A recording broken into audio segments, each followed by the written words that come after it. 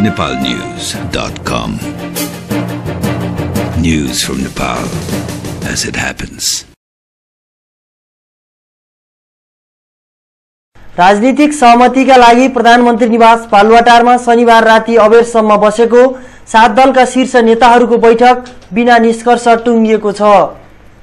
नेपाली कांग्रेसले प्रधानमन्त्री एवं पार्टी सभापति गिरिजा प्रसाद कोइरालालाई राष्ट्रपति बनाउनु पर्ने भनी राखेको प्रस्तावमा एमाले र माओवादीले असहमति जनाएपछि बैठक बिना निष्कर्ष टुङ्गिएको हो। बैठकपछि सञ्चारकर्मीसँग कुरा गर्दै कांग्रेस नेता डाक्टर प्रकाश शरण महतले नेपाली कांग्रेसले राष्ट्रपतिको पद नपाए प्रतिपक्षमा बस्ने स्पष्ट पार्नुभयो।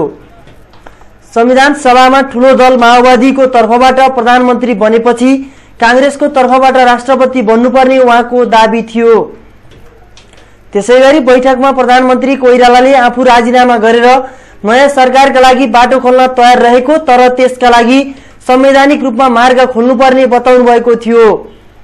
यद्यपि हामीले यो चाहिँ समझदारीको सहकार्यको राजनीति नै अगाडि बढाउनु पर्छ भनेका हौं र यो संविधान संशोधनको विषय बहुमतबाट सरकार बनाउने विषय सहकार्यलाई नकार्नको लागि होइन, लोकतान्त्रिक पद्धतिलाई सुनिश्चित गर्नको लागि हो, त्यसलाई चाहिँ संविधानमा स्थापित गर्नको लागि हो।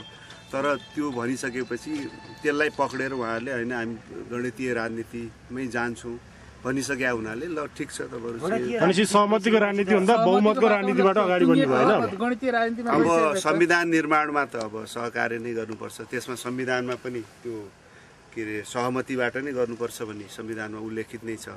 अब सत्ताको राजनीति चाहिँ गणितीय उसमा चाहिँ तपाईहरुको भूमिका के हुन्छ, प्रतिपक्षमा बस्नुहुन्छ अब? बैठकमा सेना समायोजन र सुरक्षा परिषदको विषयमा मूल रूपमा छलफल भएको थियो। कांग्रेस नेता महतले बताए अनुसार एक हतियार बराबर एक सेना मान्ने आफ्नो पार्टीको अडान कायमै रहेको बताउनुभयो। साथै सुरक्षा परिषदमा विपक्षी दलको प्रतिनिधित्व हुनुपर्ने अडानमा कांग्रेस रहेको छ भने त्यस्तो प्रस्तावलाई माओवादीले अस्वीकार गर्दै आएको छ। Bureau report नेपालन्यूज.com।